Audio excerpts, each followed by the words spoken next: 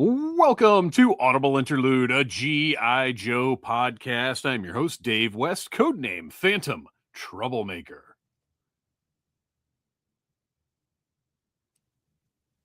Uh-oh. Noel, we lost you.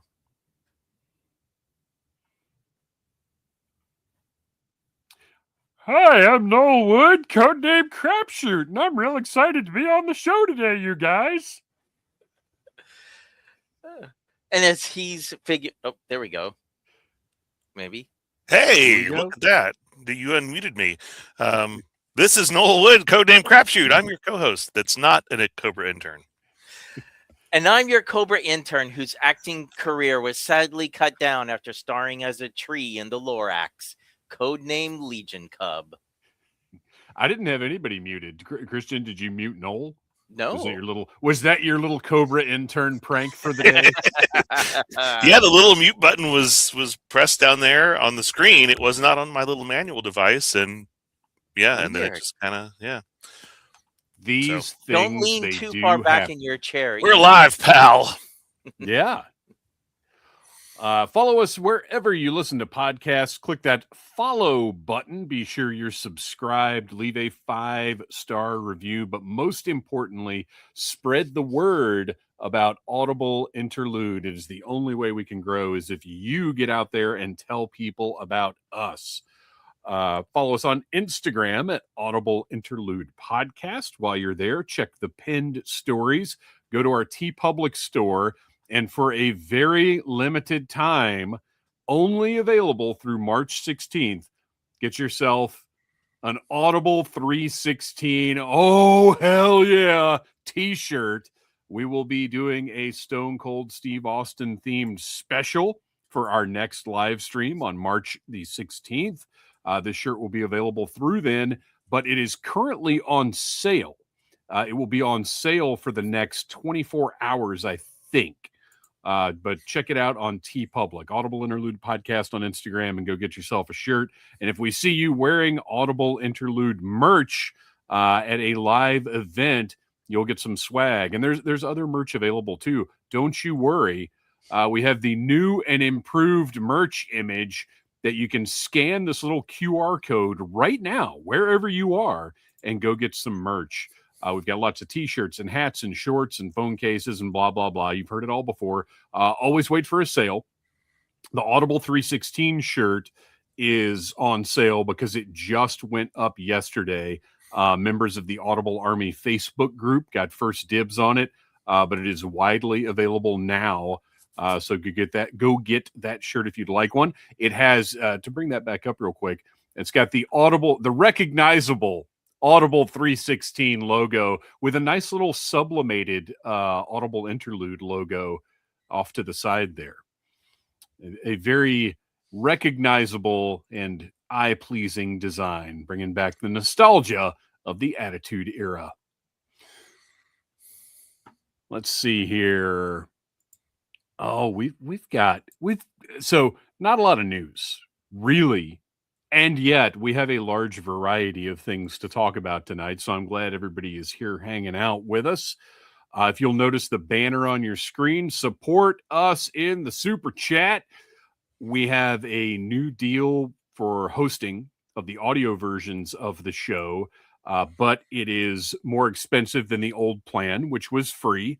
So everything that you send us in the Super Chat or anywhere else goes directly into paying for hosting, expenses for the show, everything else. It all goes right back into the show, which is another way you can help us grow, but still isn't quite as important as sharing and spreading the word about Audible Interlude. You are watching us on the Needless Things YouTube channel, where you can this week catch the review for Mole Rat Stage 2, which I could not resist once I saw it. We'll talk about that a little bit more in just a minute. Audible Army Facebook group I mentioned before. There is already a link in the comments if you would like to join right now. But if you are not able, you can always shoot us your email address at Audible Interlude Podcast on Instagram, and we'll get you added to the group. As I said, our next live stream is on March the 16th, or 316. Oh, hell yeah. Be sure and join us for that. Put it on your calendar. And you want to check out, also available here on the Needless Things YouTube channel, is my second interview with Brian Hickey, who you may know from the Battle Action Force treasuries that are absolutely fantastic. We reviewed here on the show. You can check out this interview about his newest project, the 60th anniversary release of My Palatoy Story, about Bob Brecken. And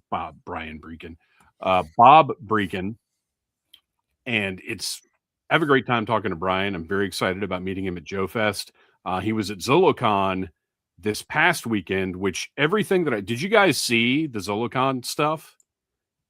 I will not have any days off. I will be on like a 15-day stretch until this Friday.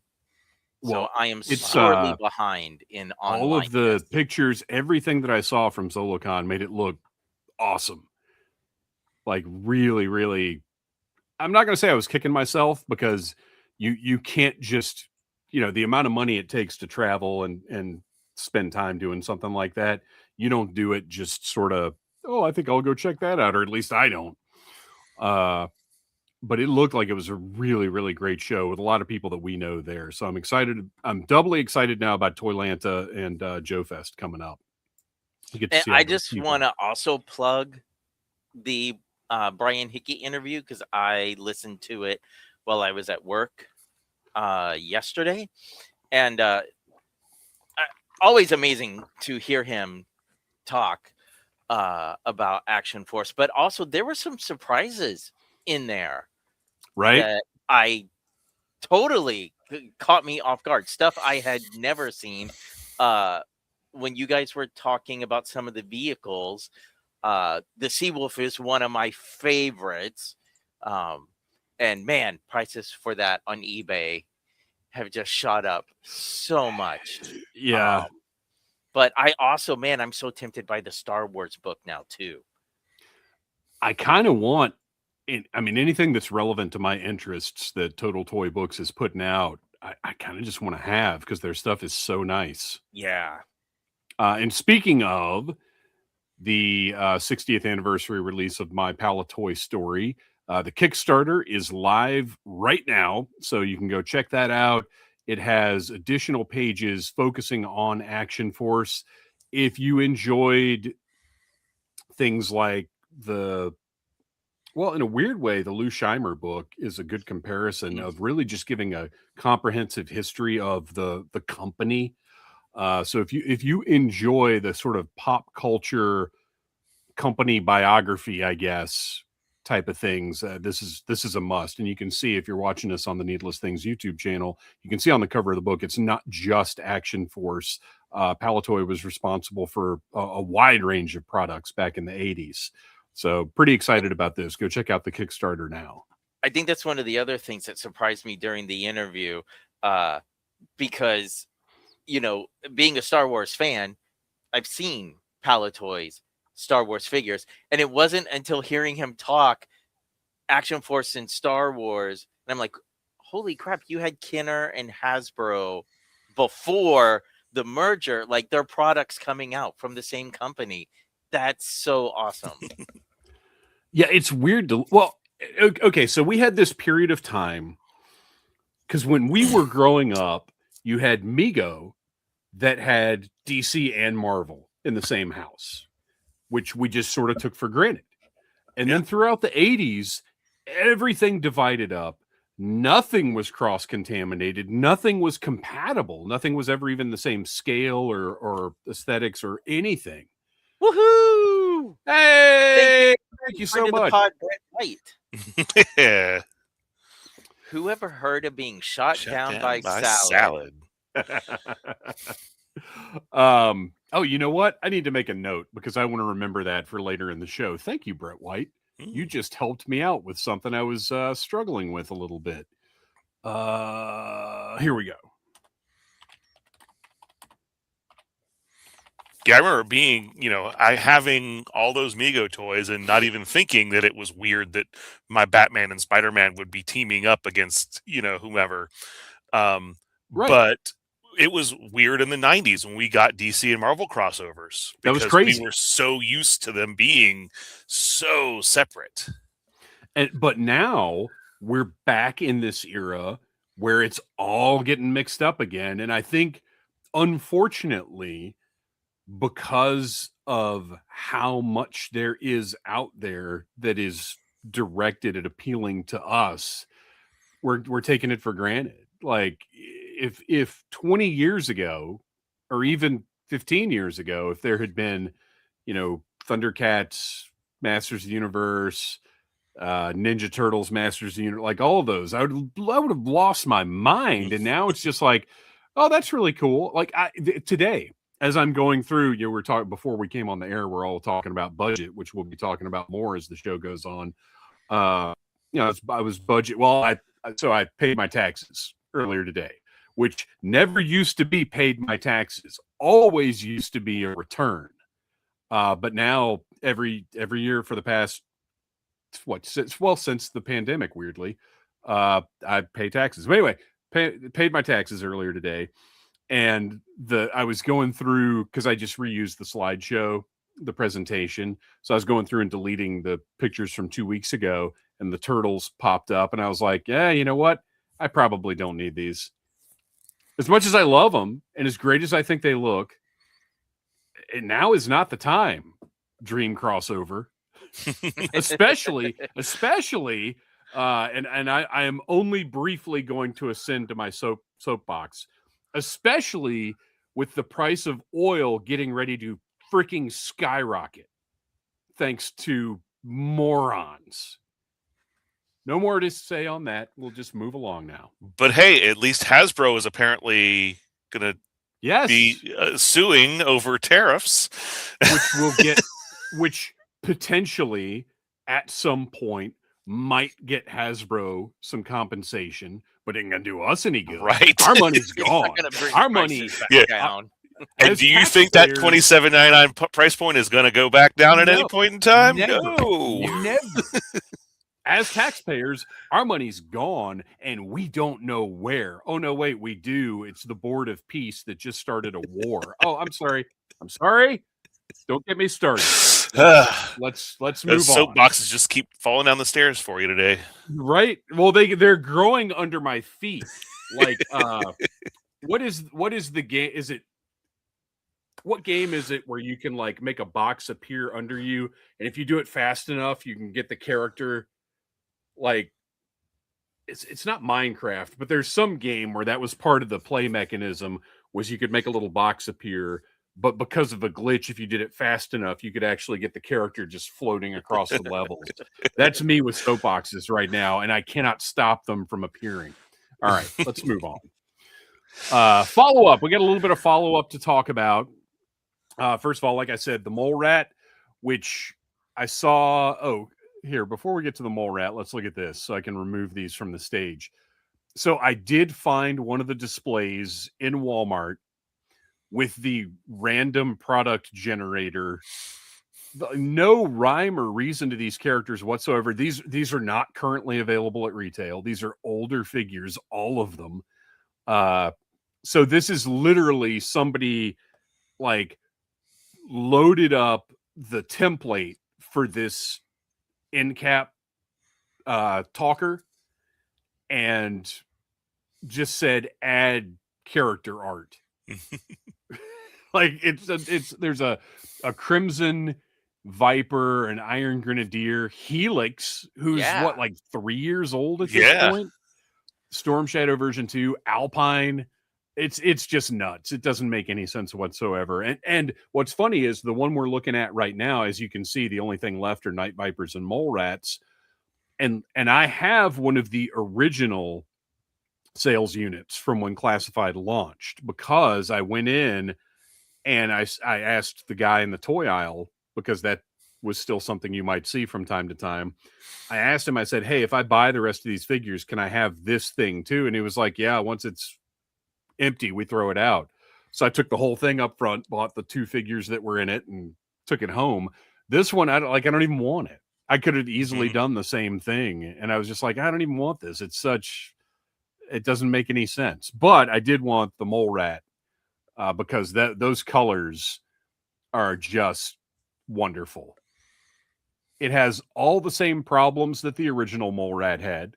They did not fix the hoses, connectivity, or anything like that, but I wanted this crazy head that's like a skull with energon growing out of it. That is awesome.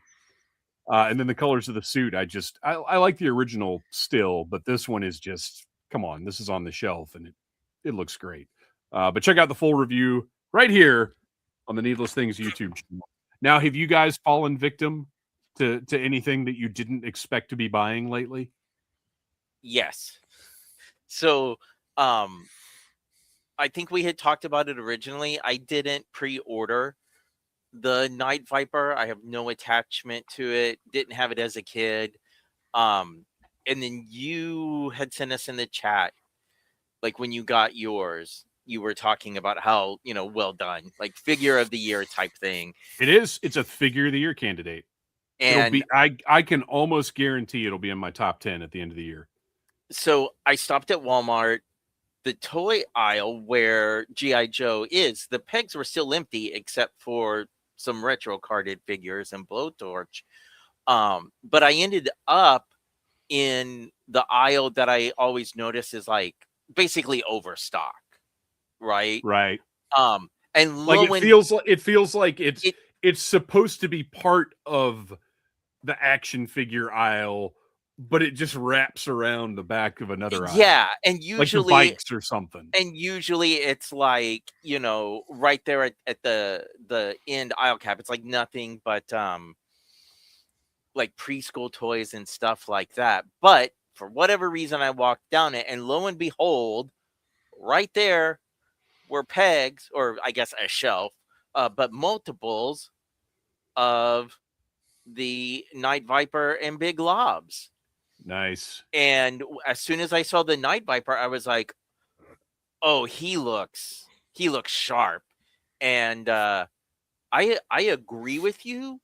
The way that they did the weapon attachments, like instead of having the bulky extra plastic, it's like they're just glued onto his legs. Like everything fits tight and doesn't hinder his articulation or mobility.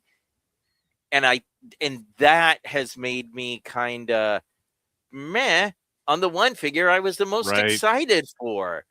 Like imagine if Lifeline's parts, imagine if that holster was just glued to his side instead of being that awkward little rig. Or that, so like now, if he were designed like the Night Viper, he would also be like figure of the year candidate. Well, except for the goggle thing, which boy, we got two major misses on the goggles in this way. His green glasses are going to break at some point. Like pretty much. Well, I don't know about that. I've resigned that I can never take that helmet off again, because the helmet is so tight on him and that chin strap that when I was trying to put it on, it kept bending and warping the glasses. See, what I did is I squeezed my review for him has gone up. I think I showed it in the review. I squeezed his chin and the top of the helmet, which, look, you shouldn't have to do this, but whatever. I squeezed his chin and the top of the helmet, and it made the helmet like bow out a little bit right there. And so I slid the glasses in, no problem. Well, okay, I'm not gonna say no problem. It was a pain in the butt to like get the exact right angle, and then for my big sausage fingers to hold those little tiny glasses and get them in place. It was a pain, but like once I figured out the angles and everything, they went in and we're fine. And folks, I'm jealous. Wait, real quick. Round of applause for Kristian being the first one to get something. Yeah. What? This hasn't happened since the freaking Crimson Guard. How many years ago was that? Right. He is fantastic. I was excited for him, but some of the excitement went down, like, because obviously we got the Super 7 3 3/4 one, and that's, like we've all said, like the format that we wanted him. Yeah. But all of his extra parts, the basketball hand, like, he's just fun to pose, and Well, he looks really tall. he is tall. Set him next Nice. to Mainframe. Right? Oh, exactly. Exactly. Well, if you see, Brett put up this really great picture in the group of the movie characters with Tunnel Rat on Big Lob's back, and the scaling, like it's perfect. The picture is great, but the scaling is like perfect. They look so good. That's why I figure the extra hand he comes with, that is just the palming hand, it's totally gonna be you're not touching me with Cobra. Yes. Trying to punch him. Because he's really awesome. And the kicks, as the kids say. Well, that's what Very got me like re-excited about him, is somebody put up a picture where you could see that his sneakers have the Joe logo on them, which is so cool. And get with somebody and put those out. Like, make those. Oh, sure. Instead of doing those so subtle you can't even tell what they are sneakers that came out a few years ago, like, do those. Make those sneakers. Get with Puma or whoever, I don't know. Not Bull Airs, though. Good Lord. I'm not paying $275 for sneakers. Craziness. So, yeah, very cool. Big Lob. Oh, I was going to check and see where the heck is my Big Lob. Let's see. Shipments. Mine will be delivered on Wednesday, apparently, by USPS. Nice. Mine says Thursday. Although I will admit that the last couple of things from DHL have come like 2 days earlier than what the thing has said. So we'll see, whatever. I mean, our next week's reviews are already done anyway, so I'm still baffled at like why they don't just wait. They're going from the same warehouse, but my Lifeline and my Big Lob literally shipped 24 hours from one another. And I got my Lifeline on Saturday. I really think it's about the bulk of what they're shipping and not the individual. Like, I think it's all going out and they're paying by weight, not by package, so it doesn't matter. Yeah. That's my guess. So Royal Guards were in some Targets Sunday. I got up Sunday morning and got dressed to go for my walk. And I was like, you know what? Wreck Ship seems to believe the Target's going to put these Royal Guards out. Who am I to doubt our little pal Wreck Ship? I'm going to go to Target, because if he believes, I believe. So it's like 10 extra minutes. It's nothing to drive to this Target when I'm on my way to the park. So I go to Target, went in, and they had the same stuff they've had for the past 2 months. And I walked back out and went and walked. So no Royal Guard there. But what I did do, I think it was Yorktown Joe posted the UPC code for the Royal Guards in the Audible Army Facebook group.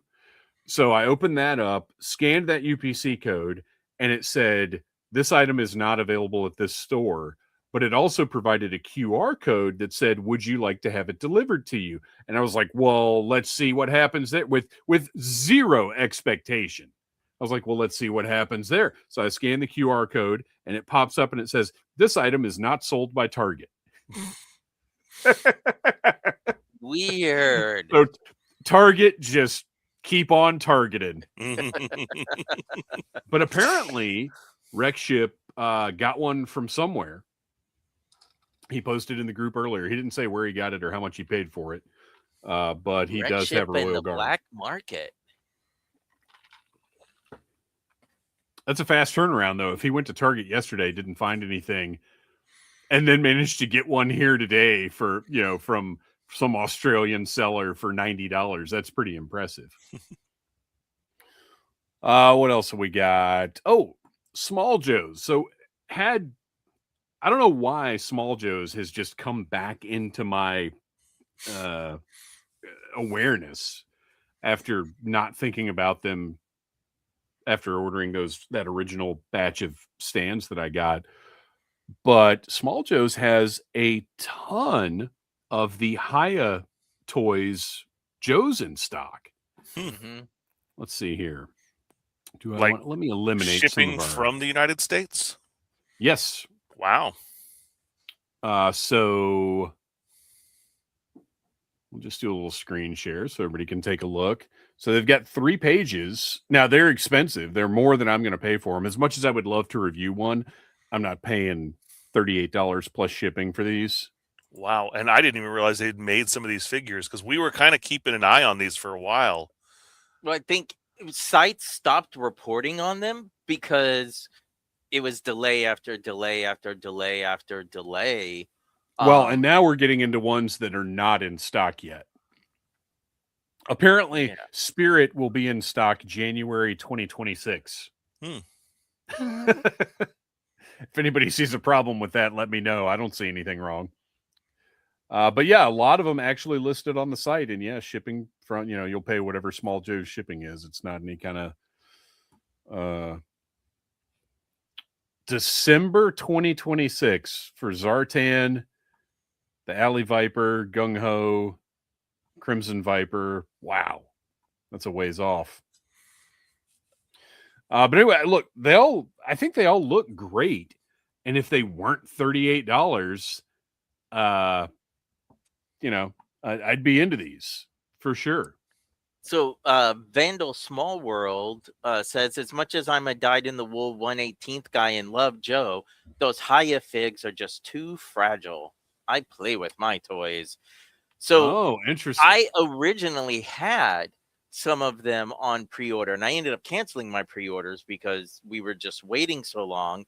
And I decided I don't need since I started getting back into the 3 3/4 Joes, I decided I don't need something that doesn't scale with that. So I'm curious, Vandal, is this based off of other Haya figures that you had, or is the news coming out that these figures are prone to breakage? Well, and having some Japanese figures, I would categorize some of the ones that I have as fragile, but not in the sense of they break when they shouldn't break, but in the sense that my big dumb American hands aren't used to that type of construction. Oh yeah, I have some. For me, I would define them as fragile, but not you know what I mean? Right, because I have some Ultraman kaiju figures that they pop apart at certain places, like a leg or an arm. So like you said, it's not like it's broken because you can easily snap that back on. But yeah, if you're trying to get it into a pose that the creators didn't plan on it being able to get into, it's going to come apart. Well, and even with some of the Mezco stuff, where it's just these really delicate little parts that they designed that way because it's cool and it's an adult collector product, but if you don't engage a super high level of being careful, you're going to break something. Okay. And I have to consciously engage that. So he said the joints are dinky and don't hold up to any kind of serious movement. Elbows and feet were particularly bad. Well, thank you for the feedback. Yeah, I appreciate hearing that. Throw up Wreck Ship's follow-up on the Royal Guard. Oh, I missed that. So Wreck Ship's Target just put them out today for retail. I don't know why, as of yesterday, they weren't in the system. Yet two other Targets on the other side of town already sold all of theirs. Yeah, that sounds about right. Which is why I say, like, I'm not going to waste time running all over town. Not even today. I'm not even going to drive 10 minutes out of my way to check. It's not worth it to me because the ship date on, I don't remember where I ordered. I think I got mine from Pulse. It was like April, which means any week now. So I'm just not expending the energy of like showing up at Target, scanning the thing to say Target doesn't carry this. It's not worth it to me. When it comes, it comes. Go back to Haya for a second. I think we talked about this a while back. Like, I don't really have interest in the figures because I love my 1/18ths, but I want them in O-ring scale. I don't care for the modern figures as much. But yeah, they did that APC for Aliens. I was hoping they would do some vehicles at some point in that scale. Yeah, but if the figures are that delicate or fragile or whatever, can you imagine how the vehicles are? And I wanted that APC, but again, it was just like, I'm not spending that. Right. It was for that. It was a lot, but sometimes all right. Well, I think that's about all the follow-up we had. It is time to move on into some actual for real news. Which we do have a few things to talk about. First, before we move on too far, I want to bring up again the My Palatoy Story 60th Anniversary Expanded Edition Kickstarter is live right now. It goes through Monday, March the 30th. The award-winning history of the UK's greatest toy maker by Bob Breakin, now featuring 32 new pages celebrating 60 years of Action Man. So it is your opportunity to get in on this really interesting tome about the history of a significant toy company.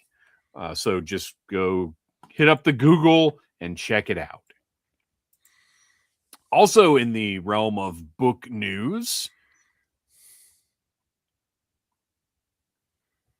the G.I. Joe Compendiums Volume 3 and 4. These are from Image Comics and Skybound. They are meant to accompany the Compendiums Volume 1 and 2 that came out last year, right? I think. They use... Okay, so I've got some highlights about what this set will include. And if you don't know, this is the IDW run of G.I. Joe Real American Hero. So it is a direct continuation of the Marvel Comics compendiums that came out. And they used the word fans about 1,000 times in the press release. And for me, that's like a trigger when corporations use the word fans when they mean customers. That really bothers me. So I've kind of parsed this down a little bit for ease of digestion. On February 17th, Skybound, Image, and Hasbro announced a new G.I. Joe Real American Hero Compendium Kickstarter. It launches on March the 24th. It has new key art by Andy Kubert and collects over 300 issues. Now, this says from both Marvel and IDW eras of G.I. Joe. I don't believe that's correct because it's issue... Hang on. Issue 155 and a half, which was IDW's launch, to 300. None of that is Marvel. So it's weird. But there are a few things in here that were maybe a little cut and paste error, which, believe it or not, I have problems with that from time to time myself when I'm using old copy. You can sign up at the mailing list now at GIJoeKickstarter.com to receive all the campaign details ahead of its launch Tuesday, March 24th at 6 a.m. Pacific time, featuring the iconic series writer Larry Hama and an all-star lineup of series artists. The new G.I. Joe Real American Hero compendium sets. These new hardcover compendiums collect the most iconic moments in G.I. Joe history, from Cobra Commander's seemingly successful world domination to the unforgettable introduction of Dawn Moreno, the all-new Snake Eyes, which I do like the synergy of her figure coming out and this set being introduced. Now, this portion of the press release kind of cracked me up because I would imagine everybody here has listened to interviews with Larry Hama, if not outright spoken to him and had a conversation with him. He's very accessible, very cool guy. You can check out interviews we've had with him here on the Needless Things YouTube channel and the Needless Things podcast. So this quote, imagine if you will, Larry Hama spewing forth this collection of words. I am really glad that there will finally be a quality compendium of the continuation of my run on G.I. Joe, A Real American Hero, beyond the initial Marvel run and into the IDW issues. This will be the first time that a uniform hardbound edition will be produced that includes the first 300 issues, along with covers and many exclusive extras. A real must for loyal fans and completists. Now, Larry Hama may feel that way, but Larry Hama did not say that. Those are not words that came out of his mouth in that order. And I'm sure the sentiment is there, but again, anybody who has even listened to interviews with him knows like that is not his structure, if you will. But I do appreciate that they said completists and not completionists, because completionist is not a word. Fans who backed this is also very confusing at this point. Fans who backed the first G.I. Joe Real American Hero Compendium set campaign can select a tier to purchase the new set of hardcovers, collecting issues 155.5 to 300, along with all the annual specials and more. Like that first campaign, you must choose a side. Will you stand with G.I. Joe or rule the world with Cobra? That's very confusing verbiage, because it almost makes it sound like you can only back this if you backed the first one, which there's no way that's the case. And then the other alternative is that they left something out, and if you backed the first one, you have something special you can get from this one, which I also doubt would be the case. But the bottom line, the piece of information to pull out of that is that it's issues 155.5 to 300. Rewards include Kickstarter, basically the same stuff from the first campaign. Kickstarter exclusive Larry Hama signed book plates, faux leather hardcovers, spot gloss, foil finish, blah, blah, blah. Same stuff, which is fine. And once again, we'll be live on Tuesday, March 24th. So there you go. This is great. I'm so happy they're doing this and that they're acknowledging this history. I mean, considering Skybound has continued this continuity, it feels like something they had to do, but at the same time, you never know what these corporations are going to decide is important or worth their time and money or whatever. So I think it's great they're doing this. Having said that, I have most of these in single issues, and right now, this is probably not in my budget. And there's that word again. What about you guys? And the chat? Who is all in on this? So I didn't get the first one, mainly because I have access to all the issues. Sure. And shelf space is limited. So yeah, I've not picked up and physically read a comic book in ages, other than like the ones I've gotten on Free Comic Book Day, because to me, I have to have everything on my tablet now. But I do love that they're doing this. It's going to look great on the shelves, and I love that it also helps Larry. So absolutely, for those who want everything collected in one volume, support it. Yeah, I would absolutely love to have it, but just right now, just like with those Turtles crossovers, right now it's just not the time. Well, it said budget wise, but also just like space wise. It's something else that's going to take up a lot of space, and I'm never going to open it. Like, I love Carson's G.I. Joe compendium. And I'll open it up every once in a while, but like for the most part, that is a big heavy thing that sits on a table in my den, and I don't need more things that are just going to sit there and not be opened. Well, that's a Noel problem. Although I will say at our age, it does take a little extra effort to pick up a 75-pound book and find somewhere large enough to read it. This is not, if you tried to take one of these into the bathroom with you and read it while you're having some thinking time, your legs would fall asleep and probably have to be amputated. All right, moving on. Call sign Longbow. Of course, at the end of every month, we get the updates from the Kickstarters that are run by responsible people who do updates. And Call sign Longbow has been there every step of the way, letting us know what's going on with their project. The production update is, of course, the factory shut down for most of the month of February due to the Lunar New Year. This month's update will be a little light. They expect the team to start back on March 1st. So as of now, production is probably back underway. They're adding tiny details. So what we're looking at here, if you're watching us on the Needless Things YouTube channel, you have one of the weapons from Call Sign Longbow. Something they've not shown before is how extra small texture details can be added to tools.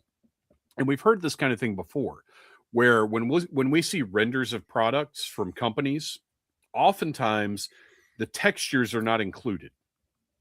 Those might be added later in the process. So whether it's a garment or a weapon or whatever, the render may not show every detail that's going to be present there. So this is how extra small texture details can be added to tools. In this case, the wood grain on the rifle for Henchman, the tracksuit guy, these details are too small to be 3D printed as part of the master for tooling, so they need to be added to the tool directly.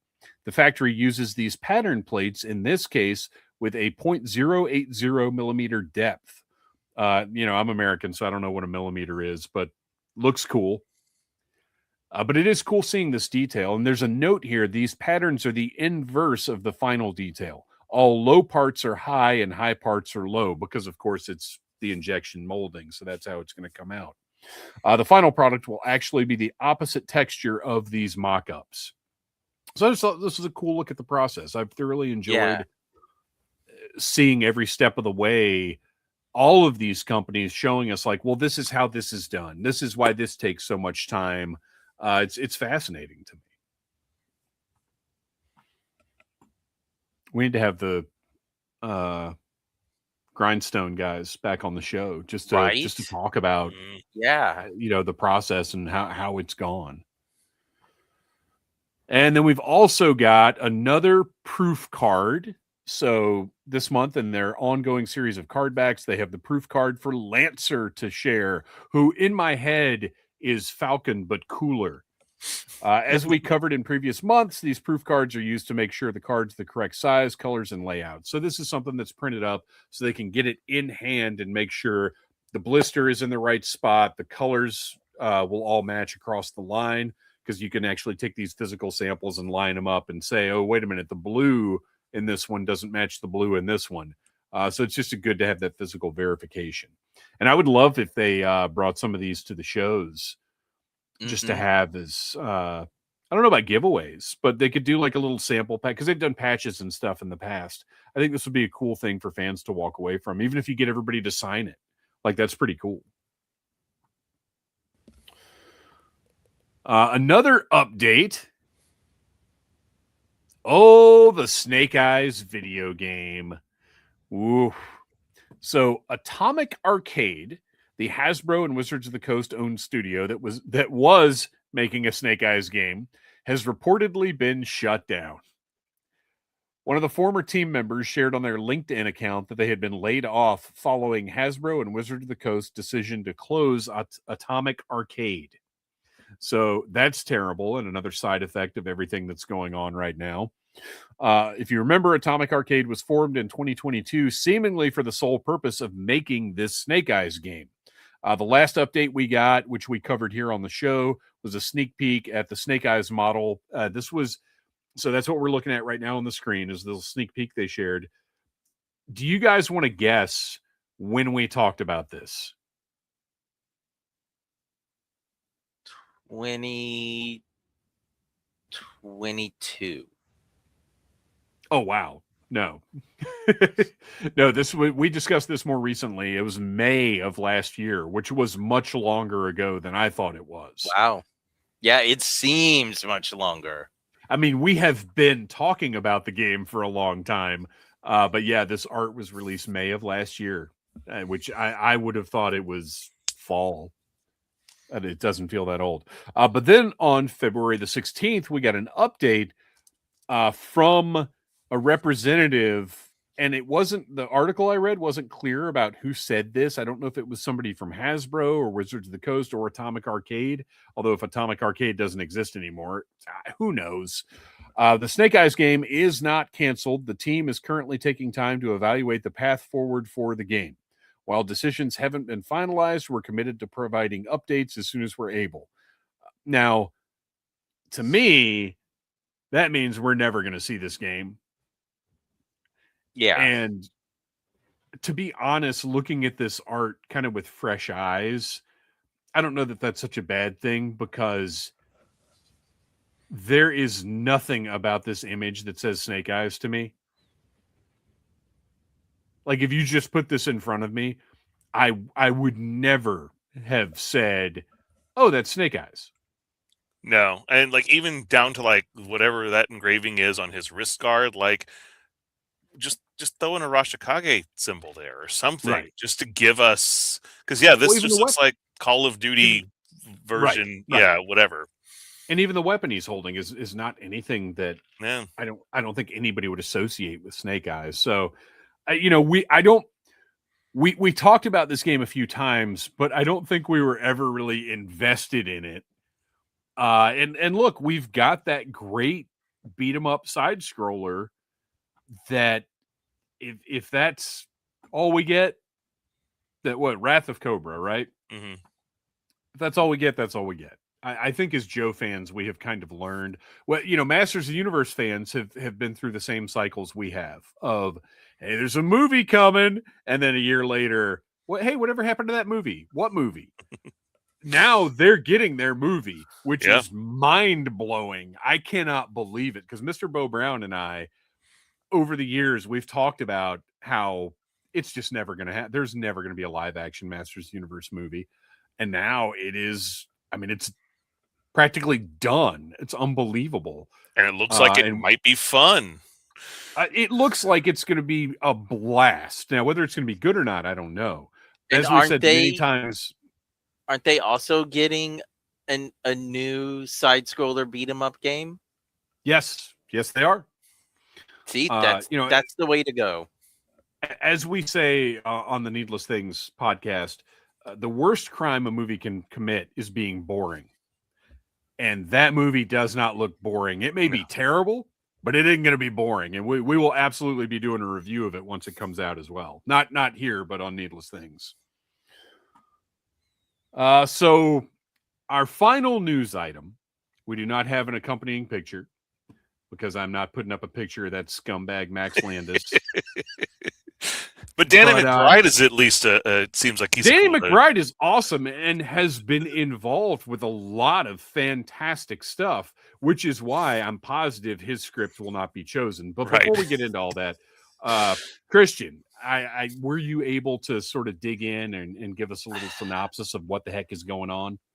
Yeah, and I gotta tell you, there's a Kids in the Hall sketch about the teddy bear's picnic, and because we're a PG show, I can't say the line.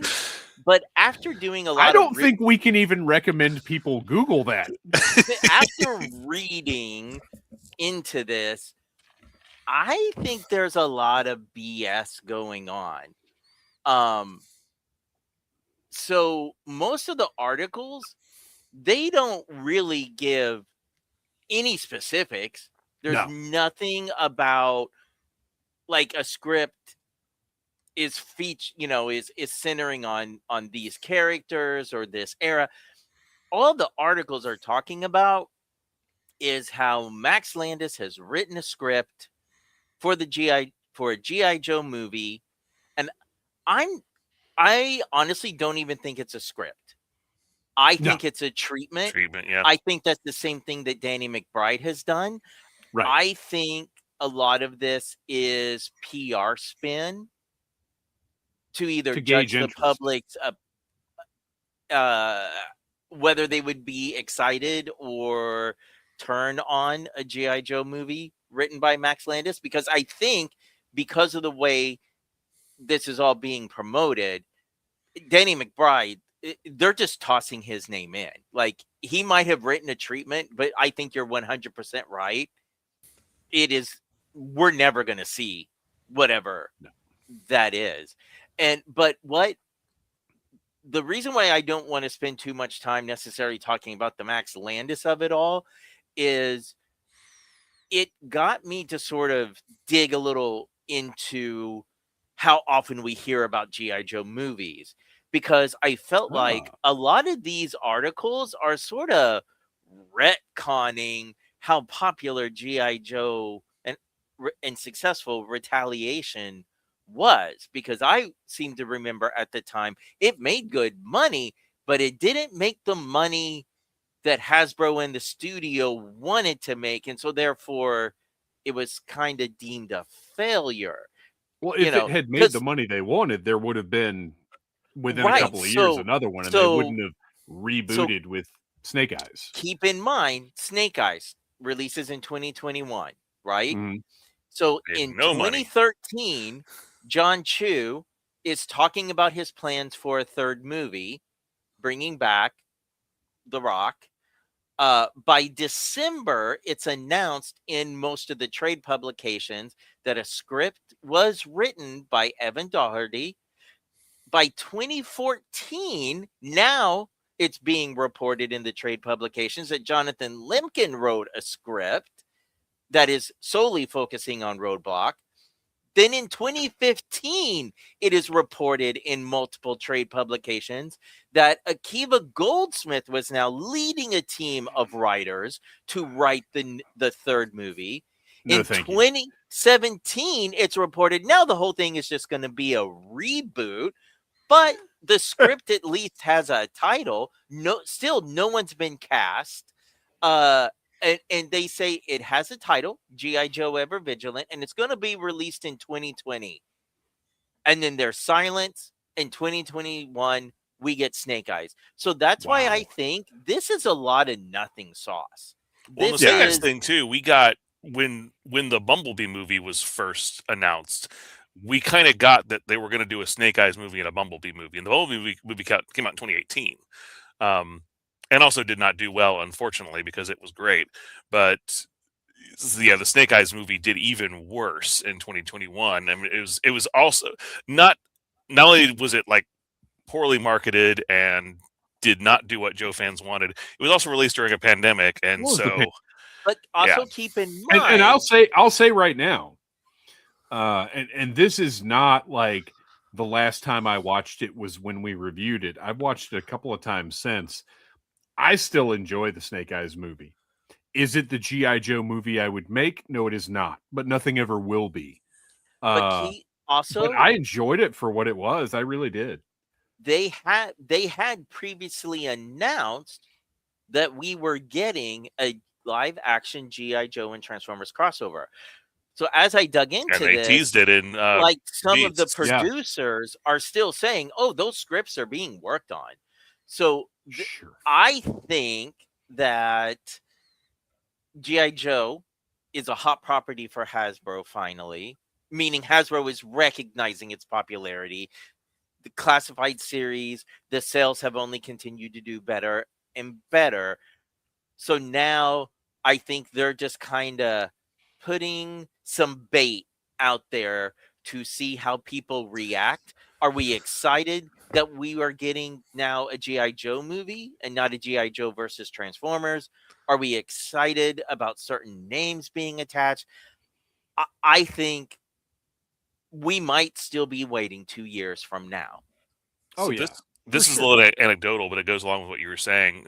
Classified is hugely popular, but I have just like randomly like clicked on a few live streams that popped up in my feed of just like toy reviewers, and there's tons of toy collectors who love these G.I. Joe classified figures and they collect them because they like the quality of the figures and they like the, the accessories and all that. Don't know the first thing about G.I. Joe, didn't grow up with it, don't care anything about the story. They just like the way these figures look on their shelves. So I think they may overestimate how much people care about the lore. It's not like Transformers where you have generations of fans of toys and fiction. I don't know if it just sits the same. Well, if we want lore, I think two thoughts about that. One, I don't think Hasbro thinks anybody cares about the lore. I don't think they care about the lore. And two, I would be willing to bet the powers that be see the success and the buzz around the Energon universe as being much more significant than any classified series sales. And Nowhere Man Child added, yes, he's threatening a Clue movie reboot. So let's just cut to the chase and get a G.I. Joe Clue mashup movie. Who Killed the Game Master? I would be all on that. And you know what? Let's just go ahead and knock it out so we don't have to do a segment down the road. Yes, obviously we want Clue O-ring figures. Yeah. Just a given. Done. Yes. That's it. We don't even need to discuss it. Just do it and we will buy them. So no let's freaking go ring needed, because that one is so obvious. And now I'm imagining the playset that's game board based, but it's got three. Well, you could do the game board like that G.I. Joe Commando game. So it's a playable game, with 3 3/4 inch O-ring figures. Yeah, this needs to happen. Super 7. And Noel, this is a total aside. Noel, you don't even know this, but a couple of years ago, our con group was talking about potentially doing Clue costumes. And I said, well, I don't know who of us is going to be who, but the only person that can play Michael McKean's character is Noel, because he looks exactly like him. When I was a little thinner, maybe. But seriously, like if you watch Clue, think about Noel, and this is just how it is. It's the age Michael McKean was at the time. Noel from like 10 years ago, like wow. I mean, it's crazy. And even like a little bit of your demeanor and mannerisms and stuff. And by the way, anybody listening, I mean this is 100% complimentary. Well, this is around the same time, about 10 years ago, where some of my other friends who were part of my G.I. Joe group said, we need to do a Die Hard group because they said I look just like Hans Gruber. And I was like, well, I appreciate that, but that 198 pounds that I was at that little time didn't last very long, unfortunately, and I grew out of that Hans Gruber look very fast. Yeah, but you know what? Yeah, I could see that too. Dye the hair and the beard. I can see that for sure. The Noel that was, the all of us that was. We're all we're all nearing our expiration date. All right. Where are we? Okay, so with that movie non-news, which I'll go ahead and say, if you need to know why we are so against Max Landis having anything to do with, quite frankly, any project, just give him a Google. Learn a little bit about him. But also, if you look further up the chain at Paramount, it kind of makes sense, because the problem we have with Max Landis may make him an asset to the people running the show. Hey, Brett Ratner's working again. Why not? Well, okay, so Jerk Dave actually, it's funny you say that, because Jerk Dave made a Paramount's dream scenario for the G.I. Joe movie. It was going to be directed by Brett Ratner. Kevin Spacey was going to be Cobra Commander. And I'll just stop right there, because there's no need to go any further. We don't need to bring Jeffrey Jones as Destro into this. Ooh. Anyway, so what we did, because there wasn't much news to speak of with this movie project, each of us put together a very small casting list, not based on this news, but, you know, in the past, we've talked about G.I. Joe movie casting, and we've done everything from complete fantasy casting to people who aren't even alive anymore, or what if the movie was made in the 80s.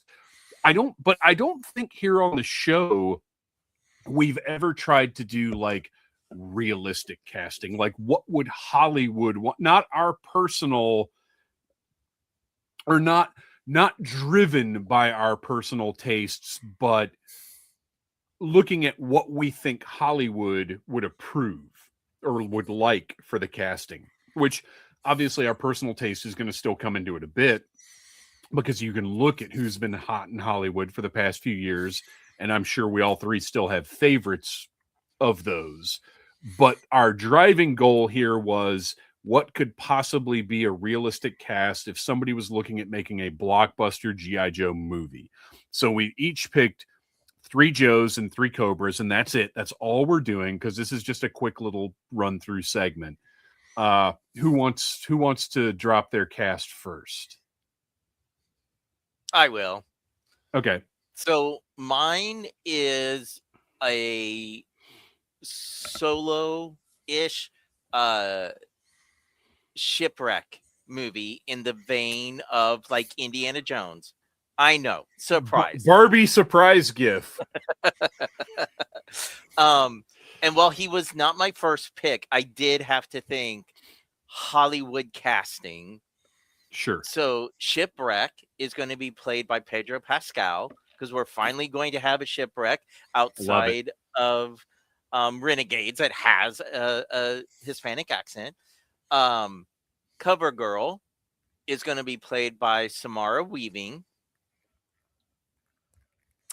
Chuckles is going to be played by Alexander Skarsgård, because he's going to use his character in Infinity Pool as the selling point, as but an everyman who can blend in. How dare you bring up that movie that vexed me so? So our Cobras, and it's still only 3, but there's a little bit of a cheat there. Tomax and Zaymont are going to be played by Elijah Wood, because he that's again great. can look so innocent and then turn on a dime and look very evil. Yeah. We're actually going to change We're not going to necessarily change her background, but instead of going with the pseudo European trash rich bee, I decided we're going to go with Gemma-chan, with more of her look from Crazy Rich Asians, because she was drop dead gorgeous. And I think she can also pull her own in an action type movie based off of what we saw her do in Eternals. But the star, for me, the surprise character that you won't find until the end is going to be Globulus. And it is going to be motion capture by Doug Jones, because I want his movements to be very unearthly, and I want him to creep you the F out. Who's the voice? Still him? Yeah, still Doug Jones. Okay. Not David Hyde Pierce? No.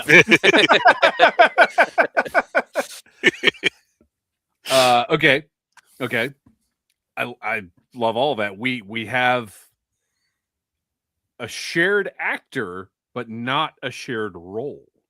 Oh. So for my Joes, I believe, as I said before, I think the buzz on the Energon universe more than anything is what will potentially create interest in all of this as a Hollywood project. And Kristian, I'm just going to sit here and stare at your face as I say this, because I need your reaction. Oh, God. Jack Quaid as Clutch. Oh. I had him as one of my alternate actors, but I didn't think about him for Clutch. I did. Oh, he didn't pop in my head at all. But now that you've said that. Right? Oh, man. Put a beard on that guy. And yeah. Okay. Yep. So with the three of the mainish characters of the Energon universe, CoverGirl, I feel like is got to be in there, and I went with Mia Goth. Mm-hmm. Smart casting. I just find her incredibly annoying. So she will never be in my movie. I'm a big fan. I really like her, and I want to see. Will she have eyebrows in your movie? No, she will not have eyebrows.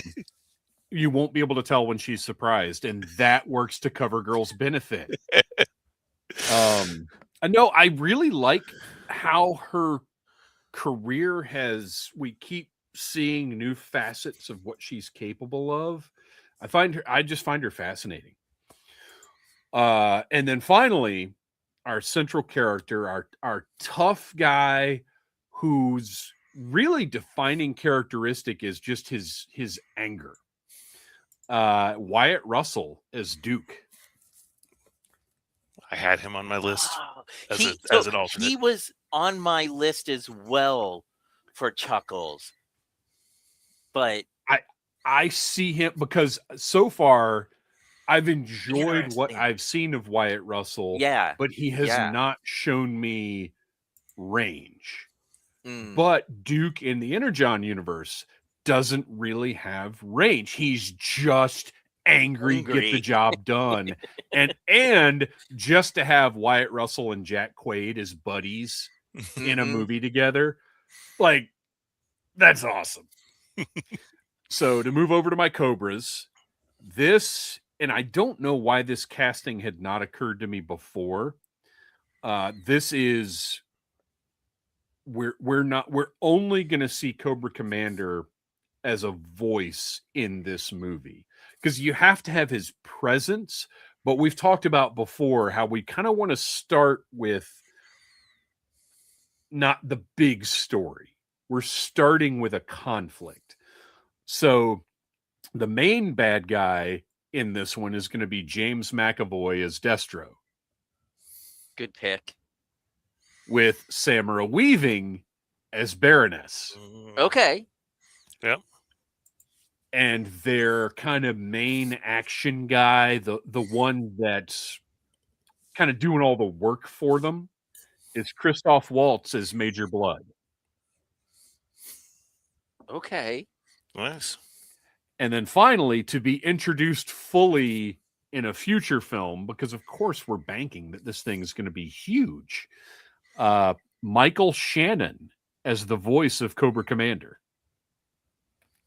Because Michael Shannon is so weird and creepy and sinister.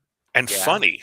He can be really funny, and I think he could really translate that character very well. Yeah, if you haven't watched, what is the name of that movie where it's a Christmas movie with Bigfoot that he's in? I can't ever remember what it's called. I know the one you're talking about, but I can't remember what the name of it. He's so freaking good in that. And that was the first thing I saw him in after Man of Steel. And I was like, I love this man. So Google Michael Shannon Bigfoot movie. It is worth your time. Like, save it for the holidays. But it's fantastic. I can't remember what it's called, though. So that is my... I kind of cheated because I threw in, but I think you have to have the presence of Cobra Commander, even if it's an after credit scene or whatever. Yeah. All right, Noel, what do you got? All right. Well, it was so hard to narrow it down, and just narrowing down characters and Kristian, I definitely had Pedro Pascal, but then I thought Jake Johnson would be a great Shipwreck too, but he's not in my final cut. For Flint, I had Aaron Taylor Johnson, and there were so many characters I wanted to assign him to, but I thought I could really see him being Flint. And because I'm going with Flint, I've got to have Lady J in my cast. Yeah. And I'm casting Zoe Kravitz as Lady J. Oh, I like that. Yeah. Yeah. Yeah, that's great. Okay. And then for Roadblock, Winston Duke.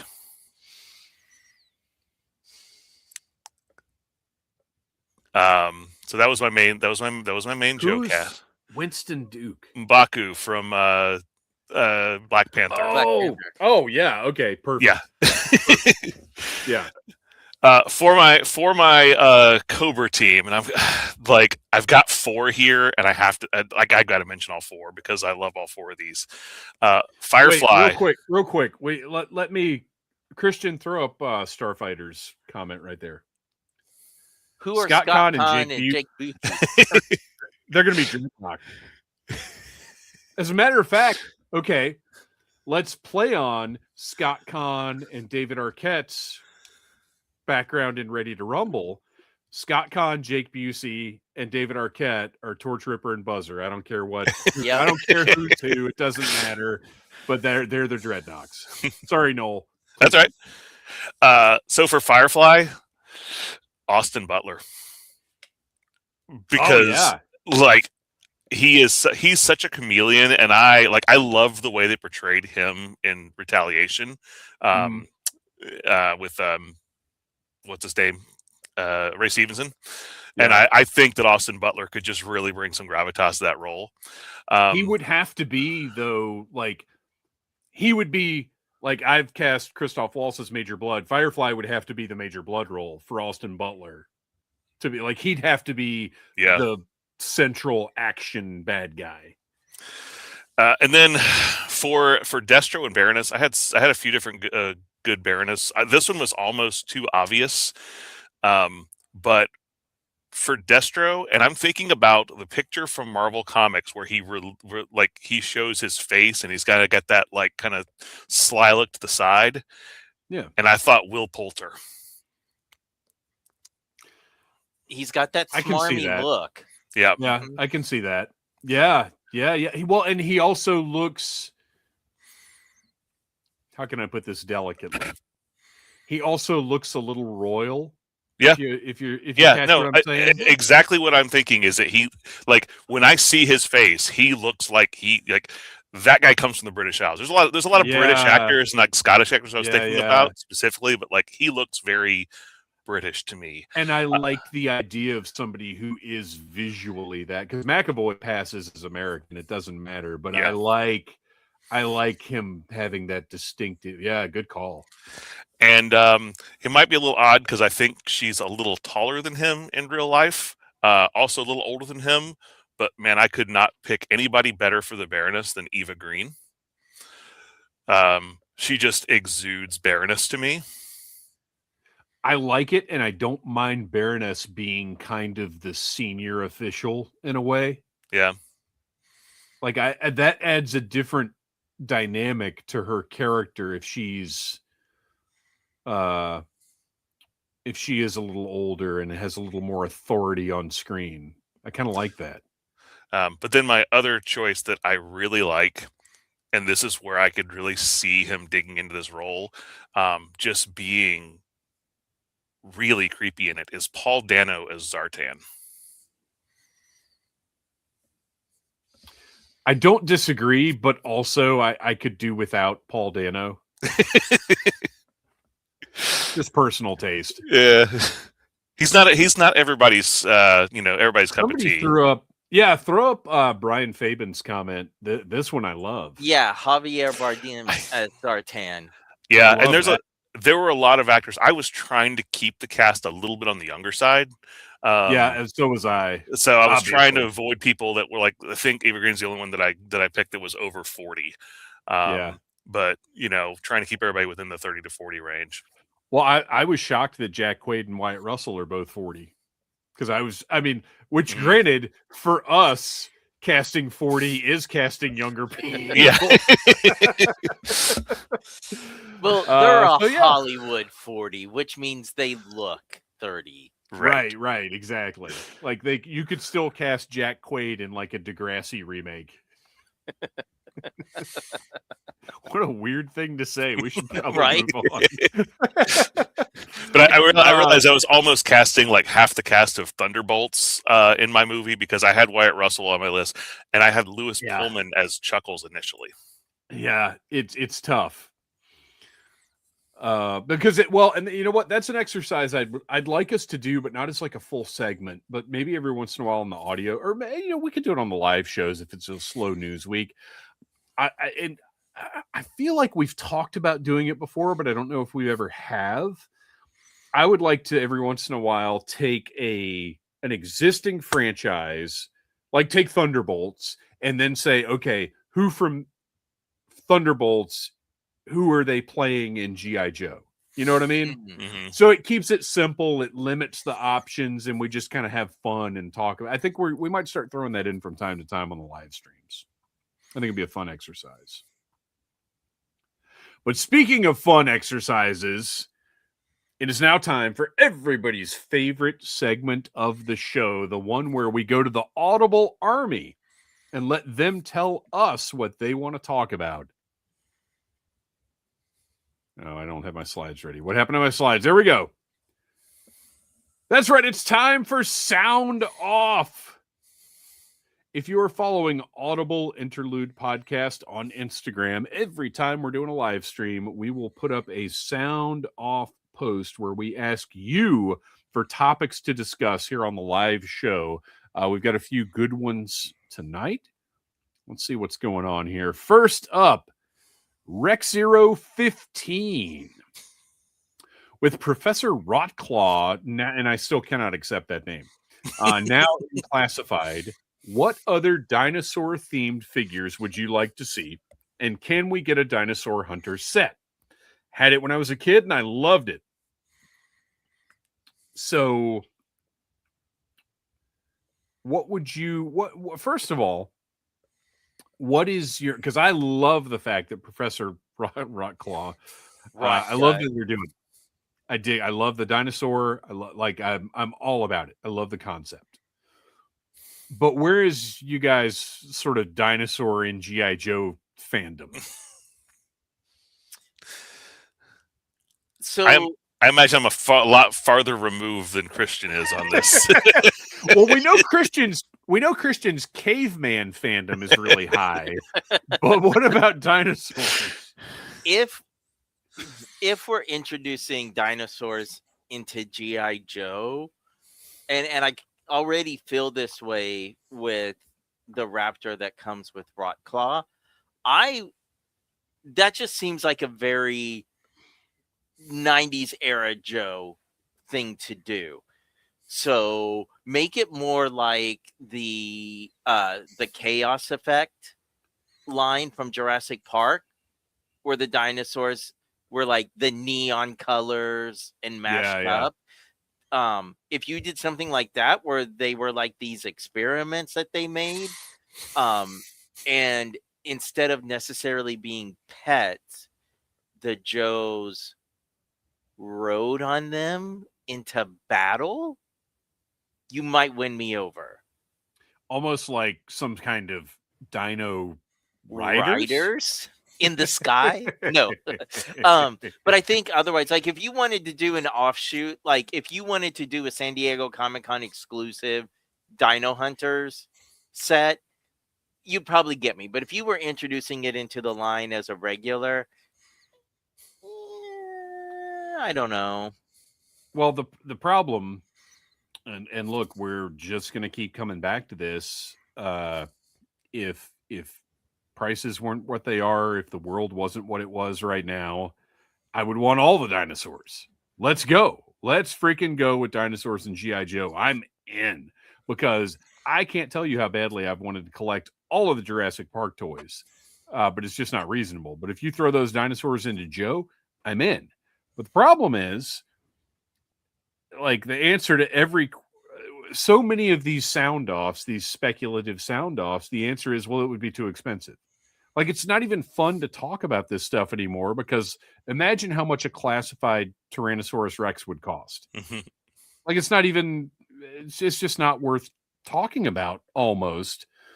And it's kind of sucking the fun out of the hobby. Like, we can't dream anymore. Not with classified anyway. Because think about this. I think the lowest possible price point for a classified version of that Dino Hunter set from, was it 93, right? Yes. Yeah, because it was a year. Yeah. So even if it's just a repaint of the vamp, like they don't actually make the vehicle, they just paint the vamp to look like the vehicle, we're still talking $250 for the vamp for 2 figures, and then they've got to tool up presumably a not lousy version of that dinosaur that is large, like it's bigger than the figures. So you're talking about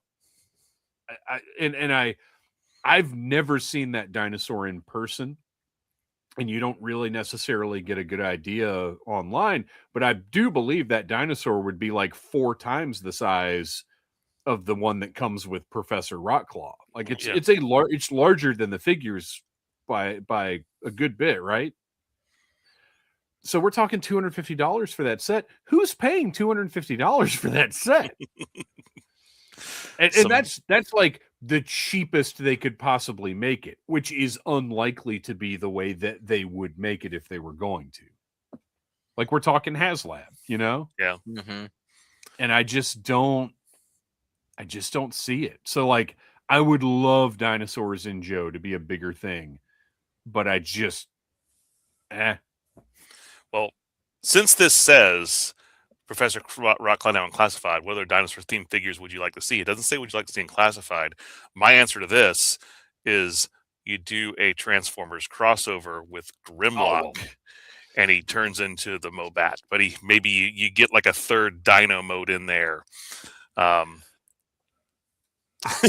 You know what? No, I'm gonna say no. It's Grimlock, and he turns into Grimlock, but he has Dino Riders style armor, so Joe figures can sit in. Well, didn't the original Grimlock had one of those little cockpit things, right? Yes. Yeah. Yeah. Do that. Just make a big giant. I would rather pay $250 for a giant Grimlock that interacted with my O-ring figures than a best we could do classified Dino Hunter set. I agree. The chat's Rekship says do a new Venomized Trooper and have the real Paleo Vipers. I'm gonna have to look up the Venomized Trooper again. Well, and maybe that's really the answer. Is you do like mutant, like it's just a classified figure, but it has like dinosaur head and hands or something. Is like, this how we get perfect. Raptor Jesus into the line? No, this is how we get Mojo Nixon from the Super Mario Brothers movie into the line. Rest in peace. All right. Next up, Squatch 616. What HasLab this year, besides the whale, would have you back it immediately when it went live? And clearly Squatch 616 is familiar with the show, because my answer would have been the whale. That does make it a little more difficult. And there's no, for me, there is no back it immediately, because we don't know the prices. We don't know the details. There's nothing that I would just say, yeah, the second it went up, no matter how much it cost or what it was, I'd back it. But the closest you can come to that is a Joe tank, because as we've said before, even more so than the whale, which it's insane. It's too big. It's too expensive. I get it, but I would have to have it. But I feel like a Joe tank is for me, the only truly missing piece from Classified at this point. We've talked about the details of the tank plenty of times before. I think it would be very easy to do something that was shape-wise more like the Mauler, color-wise more like the Mobat. Like, I think they could do... It's one instance where I think they could do an amalgamation and people wouldn't be mad at it. Because if you put out a classified Mobat, but it's just like the original Mobat, that sucks. Like, nobody wants that. So yeah, I want a Joe tank. What about you guys? Mine would actually be what I realistically expect to be this year's HasLab, because we've talked about this before, but it's Cobra's year. If they're alternating Cobra Joe, Joe. Yeah. And I know they said it wouldn't be a HasLab 3 years ago, but I think now the Thunder Machine is an obvious HasLab, and I think that's. If I had to bet on what the next one would be, it'd probably be it, and that's kind of my dream vehicle. I can't disagree with that. I'd like to have one, and I do think at this point things have changed, and it would now have to be a HasLab. But much as I don't want that to be the case, I think you're probably right. Well, and I'm going totally against what Dave said, because when I thought about this one today, to have me, I'm still not going to back anything as soon as it goes live. But I do think the only thing missing besides a Thunder Machine is a tank, and I have no emotional connection to the Mauler whatsoever. I want a Mobat. And I want a Mobat that is a scaled up version of the original that we can just Dick Steeler. Sorry, that's just how I feel. Everybody can hate it, whatever. They will. But that's what I want. Well, I mean, look, if they do any kind of green tank, I think you should be able to situate a figure in the top Mobat style, but that cannot be the only point of interaction.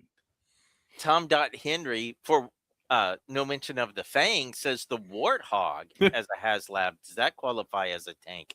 I think it would. And it carries a whole bunch of figures, so it's got some appeal that way. You can have a lot of stretch goals with extra figures. I mean, the Warthog's an awesome vehicle, but I have zero, personally, just me. I have zero I don't think it's for a classified Warthog. I don't think it's popular enough to be. What's a box? Yeah, and we've already got how many slaughters now? We don't need another slaughter as a Warthog.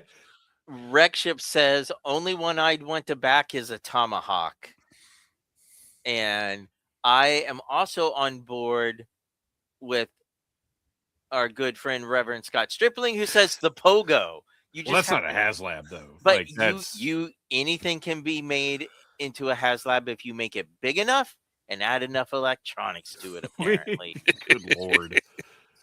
We need to table that discussion right now. Pogo is the mega Pogo is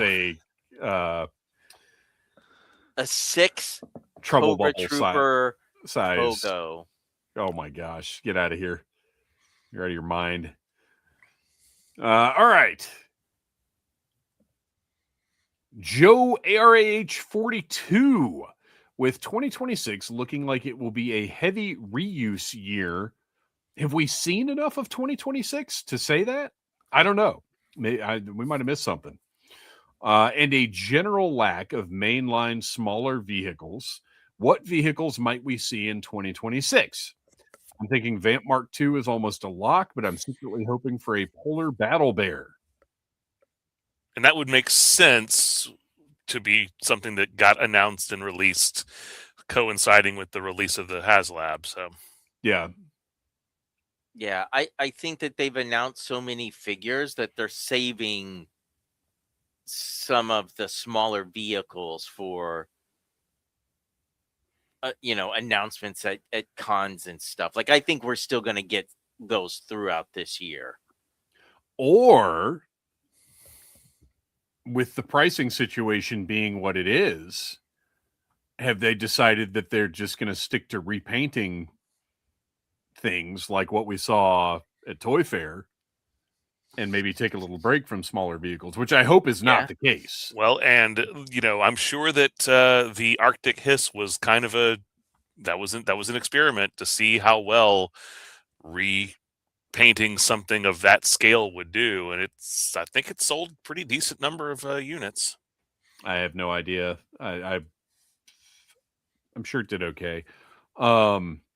If we're talking smaller vehicles to potentially accompany the Snowcat, I would much rather. And look, I do want a Polar Battle Bear, but I want something that can fight the Snowcat. And I know we've got the Arctic Hiss coming, but I would love to see the Cobra Ice Cutter.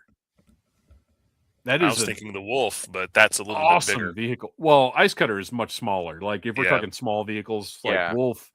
Wolf is, At if this we're point, a talking HasLab. classified, right? I mean, it's going to be bigger than the Vamp if it's classified up.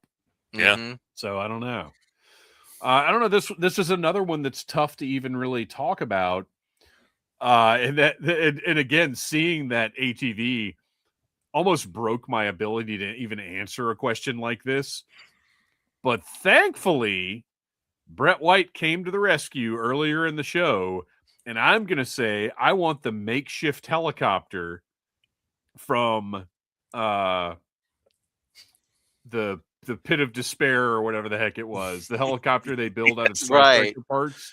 Yes. And I want it to be it comes in parts, and you like put it together and make that little helicopter. I think I proposed that as a build a vehicle when we were talking about that miniseries. Mhm. You might last have, year. and it's shocking that Hasbro didn't do it in the 25th ever, because it's Yeah. exactly the kind of like weird little thing they would have done. Philip Noah Manchild's comment there. Oh, yeah. Motorcycles for the Dreadnoks would be obvious if they didn't include a figure with each vehicle as they do. There's an easy fix for that because they're doing so many just generic troop builders. You do like a Dreadhead, like masked Dreadnought character, and you throw them on a motorcycle. But here is the first thought I have every time someone says motorcycles for the Dreadnoks. I do not believe Hasbro is going to produce just a generic motorcycle like people are thinking of. It's going to be something more along the lines of that Dreadnought trike. Yeah. I don't see them thinking people want just a regular motorcycle like the Dreadnoughts ride. And then the problem becomes, okay, well, what do they do to that design? Well, then do you just have 3 of those for Torch Ripper and Buzzer? So they're these weird, unique motorcycles, but they have 3 of them. Like, to me, that is as much as I would love to have classified scale motorcycles for the Dreadnoks, it's such a problematic product to figure out how to offer. I just don't see Hasbro ever tackling it.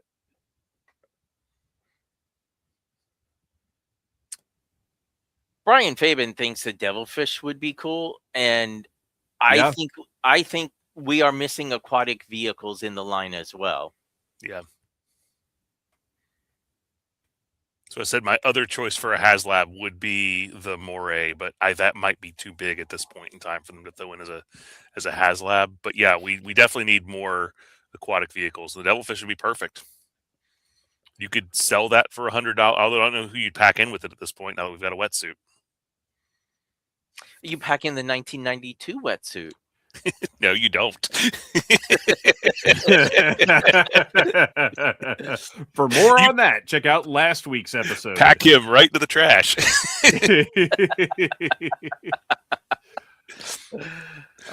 Hillbilly Harper. Everybody be sure to check out Podcasts from the Pit. Did y'all go to ZoloCon? Casey did. No. As we discussed earlier, if we're not, or for me, if I'm not either a guest or at least presenting at a convention, I'm just not traveling. I can't justify the expense. And I can say with some certainty that Kristian and Noel also were not at ZoloCon. No.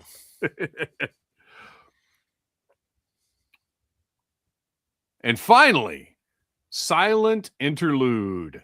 I feel a lot of pressure to come up with a sound off that has to become an entire segment now. And if you don't know, Silent Interlude is the one that brought up a segment or something that turned into a segment from last week. And let me just tell you this, Silent Interlude, do not feel that pressure, because when you do that, it disrupts our scheduling.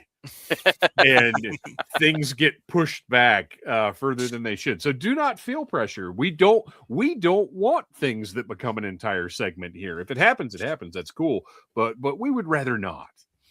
And I will say this week's sound off is great because it's not even a question. It's just a statement. I want one of our O-ring indie toy makers to do at least one wave of 1984s from Word Burglar. I want Sneaky Pants and a Rap Viper. I really feel like this is a realistic thing that could happen if enough people got on board. And all we can really say to that is, yep. Let Super 7 know. No. It ain't going to be Super 7. But Yeah, all we can say to that is, yep, that'd be cool. that would be great. And that's where we'll those leave figures in about 4 to 5 years, maybe. All right, now. You got to give our indie toy makers a break. I am not giving them a hard time. I just am being realistic. Yeah, that's fair. All right. Well, brings us to the last segment of the show, which is Joe and Tell, where each of us gets to share something that we've really kind of gotten to the point where it's not necessarily directly Joe related, because in this day and age, we're just not buying Joe stuff every week. And it's just not practical to have an expectation of something to have on camera. But I'll go ahead and start it this time around, because mine has changed. I teased something else, I think on last week's show, but that's going to have to wait, because I want to talk about these protective cases that I got from Katana Collectibles. So if you don't know, one of my hobbies is collecting signed figures, whether it's something that, like, I had Brian, well, right here. I had Brian Flynn sign this Cobra Mortal figure at Joe Fest a couple of years ago. I think signed figures are kind of a unique thing to have, because it's more interesting than an 8x10. And it's just something not everybody thinks to do.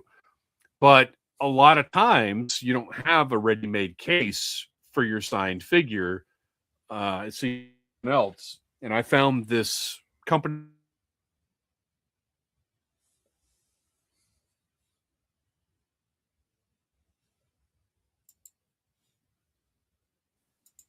Okay. My feed just went out for a second. Are you guys still there? Yeah. Is everybody still here? Okay, good. Yes. Yep. So I've had people recommend Katana Collectibles because you can go to their website and they have this massive selection of different sizes for different toy lines, but also you can get custom cases made. And these cases, so this is, I got this Herbert West figure signed by Jeffrey Combs, and you don't want this just out collecting dust and stuff. But these cases, so they ship flat and they're crystal clear. What is this, acrylic? No, it's not acrylic. What is this? It's just like a hard plastic, and you can see it's kind of flexible. It's not as much a case as a dust protector. And if you're a fan, I'll tell you this. If you are a fan of peeling the protective film off of like remote controls and phone screens and that kind of thing, these cases are for you. Because when they arrive, that film is on every part of the case, and you have to sit there and peel everything off. But the cases are really, really precisely measured and everything. Like, you go in, and if you search for NECA Reanimator, this might pop up, but if it doesn't, you can measure the packaging and it'll bring up like the right size. So you assemble the case, put the figure in, and it's pretty solid, and it's going to keep it from getting dust damage or anything. But the problem here is they're really snug. So if it's signed, you can't have the surface rubbing up against the case. Right. So whereas like star cases, you've got plenty of space between the bubble and the case right there, so you don't have to worry about the signature rubbing off. But with these, they fit right up against the box. Now, with this figure, the front of the bubble is recessed, so his signature is not touching this case. But there are other ones where you wouldn't be able to do that, because if you slid this in, it would just scratch that paint pen right off. But I got this one. And this is just the only RoboCop figure that was on at the market at the time when I met Peter Weller, but you can see this one is designed a little bit differently.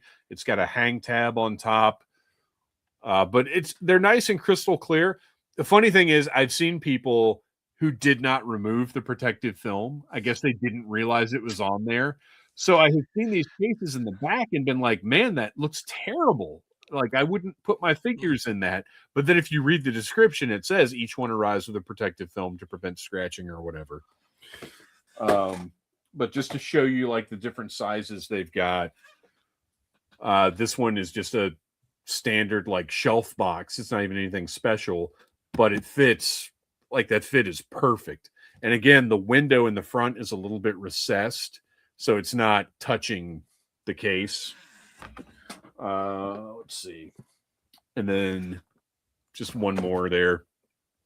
So they've got tons and tons and tons of different sizes, and it's a good way to protect these figures. And I've had so many sitting around for years, signed but not protected because they were irregular sizes or there weren't standard that you could buy on Amazon. So that's Katana Collectibles. I think that and they're cheap. The most expensive thing out of those cases, the biggest one was like $7.95.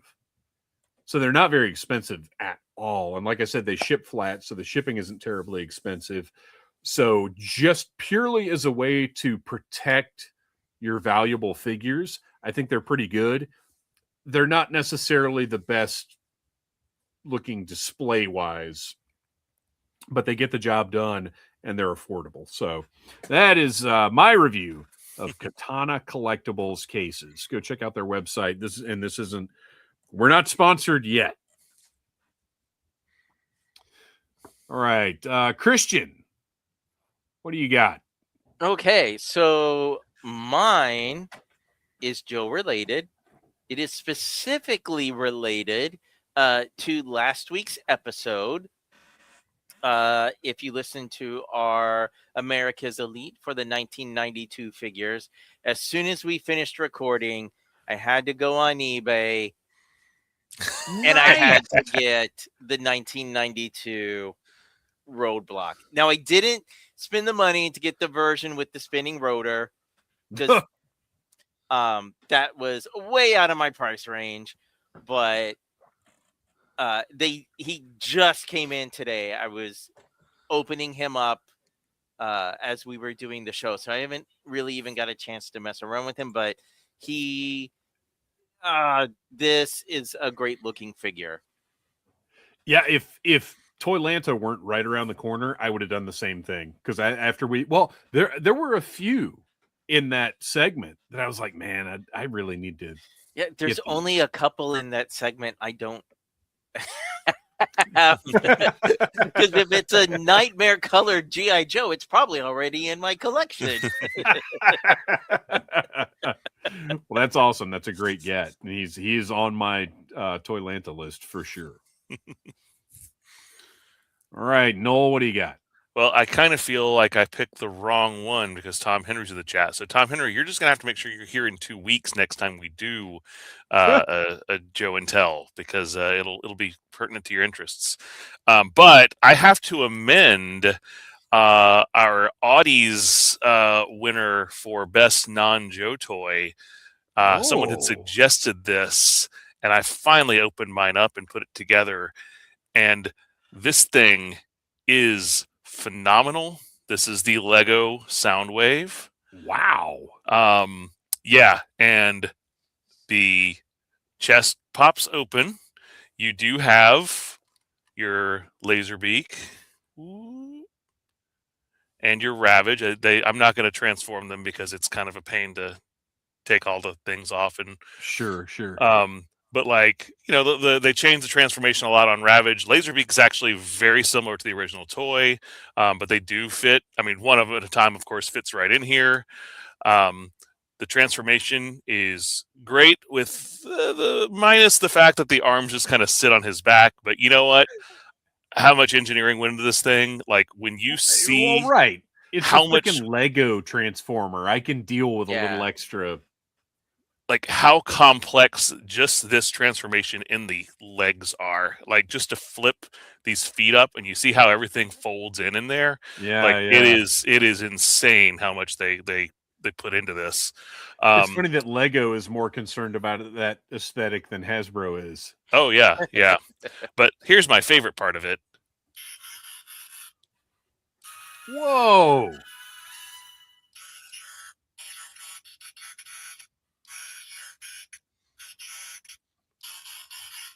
So he's got a little voice box in there, and it's got like dozens of unique little phrases and stuff. They re-recorded a lot of the lines. I believe they actually might have gotten Frank Welker to come back and do some of them. But it's great, and he looks fantastic. He's huge. I mean, I think he's actually taller than he might be about right. He's about right the same height as the Optimus. Well, But he looks bigger than that masterpiece Megatron, and that's a giant figure. Yeah, and I mean everything down to like the back opens up. You can't fit the weapons in there like you could on the original, like the batteries. But it's nice that they actually did had that touch there. It's actually how you hide his head in the transformation as it goes in there. Everything about this is fantastic. So it is. I think it's like $179.99 is the retail on this, and it's worth. I mean, it is worth it. It's one of my favorite Lego sets I've ever put together. And as much as I love the Optimus. How long did the build take you? I did it over the course of like 3 nights, a few hours each night. So it's probably about 8 hours total that I spent building it. Man, that's beautiful. Yeah, he's great. So yeah, I'm waiting on my the Tudor Corner because I ordered that. And it's back ordered. I don't even have it yet, but just from the pictures, I decided it was the best one of the year. And it may change once I actually get it out and build it. But for right now, I'm calling Lego Soundwave the best non-Joe toy of 2025. Man, yeah, that thing looks awesome.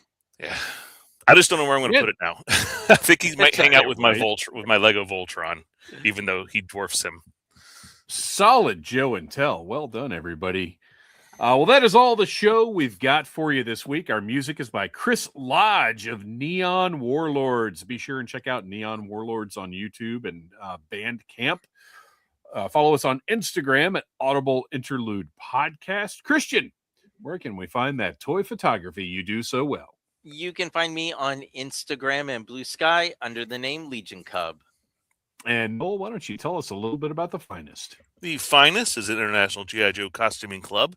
We raise money for a wonderful charity organization called Canines for Warriors. So if you're out at a show and you see us, drop by, pick up some cool swag, talk some Joe, and hey, donate a few bucks. And remember, our next live stream is right here on the Needless Things YouTube channel on March 16th. Oh, hell yeah. Until then, yo, Joe. Cobra.